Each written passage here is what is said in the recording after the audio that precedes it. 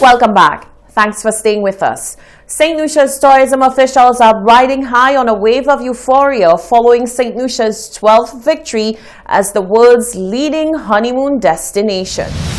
St. Lucia is the world's leading honeymoon destination. That's according to the World Travel Awards. The island has been recognized for this award for the 12th time and for the third consecutive year since 2018. World Travel Awards are voted for by travel and tourism professionals and consumers worldwide and is recognized as the travel industry's most prestigious awards program, rewarding leaders in tourism, airline, hotel, and hospitality sectors. SLTA PR manager Jeraine Georges accepted the award. It is truly an honor for St. Lucia to be named for a 12th time as the world's leading honeymoon destination by World Travel Awards, the third consecutive year since 2018. And we really attribute all of the gratitude to the players within the industry who have really helped to propel and drive tourism forward. Of course, amidst this global pandemic, our aim is to always ensure that there is a level of resiliency within the industry, and our teams at the St. Lucia Tourism Authority and the Ministry of Tourism, with our efforts amalgamated, continue to do just that. We also strive daily for St. Lucia's positioning on the international scale, and so we're very happy that even with rivals like Jamaica and Oman and Paris and our closest rival Mauritius, that St. Lucia has topped the charts once again. So we really extend our gratitude to all the players within the tourism industry and to our travel and tourism professionals and consumers worldwide who continue to recognize St. Lucia for this prestigious title. Commenting on the award, Tourism Minister Dominic Fede lauded St. Lucia's people and culture for continuing to propel the industry. In marketing the destination as one of the meccas of the travel industry globally, the St. Lucia Tourism Authority, SLTA, continues to place specific brand focus on the destination's alluring beauty, romantic appeal, diverse culture, verdant landscapes, delightful people, and the infectious and inspiring love for the island. Advocates for the decriminalization of cannabis continue to clamor for the process to move with alacrity. Authorities have been accused of dragging their feet. Minister with responsibility for national security, Herman Gil-Francis, explained that there are still many changes to be made. Minister for Commerce, Bradley Felix, says the process is coming along very well.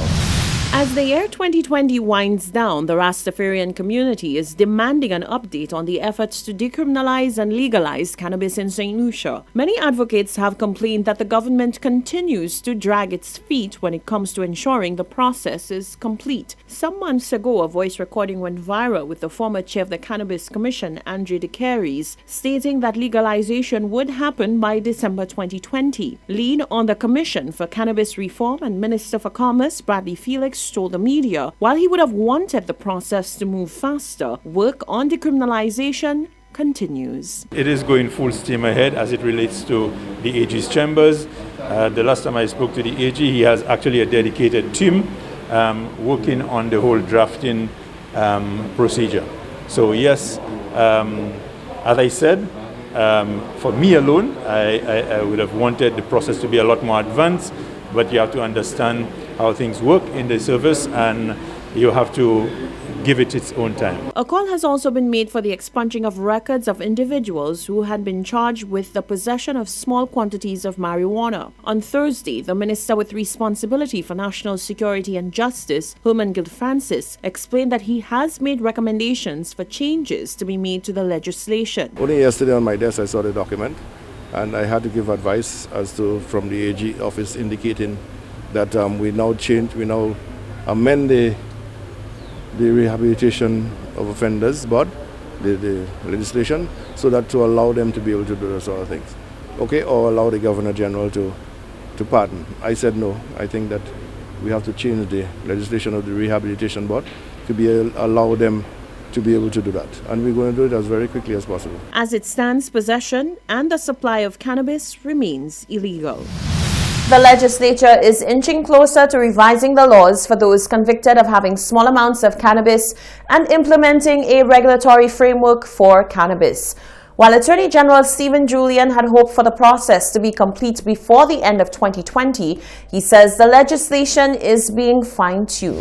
Had it not been for the demands that's been made on all the parliamentarians and the legislative agenda of the state, that I felt confident that by this point of the year that we would have made the various changes. But it has to be done properly. In fact, we are getting inquiry from other jurisdictions on this very same issue, on the records of persons who have been convicted of these offences. So we've learned from the other jurisdictions, St. Vincent, Trinidad, Antigua, Jamaica to some extent. Government continues to be under immense pressure from advocates, including the Ionola Council for the Advancement of Rastafari, ICA, and the Cannabis Movement of St. Lucia for the decriminalization of the herb. Opposition Senator Lisa Jawahir is asking the government to account for the millions of dollars being borrowed for the island's COVID-19 response, while the leader of government business, Mary Isaac, elaborated on the most recent borrowing of the $20 million loan from the Republic of China on Taiwan. Jawahir says that not much has been said about the use of the rest of the funds. The members on the other side have said that all the opposition continues to do is talk about borrowing and borrowing and borrowing. But Madam President, the issue has always been on prioritizing that borrowing and holding the government to account for borrowing funds, and that it will be borrowed and used for what it is intended. Madam President, you will realize that it must be underscored that we must be transparent when we are taking in additional debt. So, like the leader of opposition business said before, a document was flashed accounting for approximately 15 million. And the leader of government business came today to account for an additional sum, what we are intending to borrow today. But Madam President, we still are yet to hear more explanation or a breakdown of what has been borrowed prior to. According to Mary Isaac, of the $20 million being borrowed from the Republic of China, Taiwan, 24 million EC will go towards the Income Support Program and 7 million to the Agricultural Assistance Program.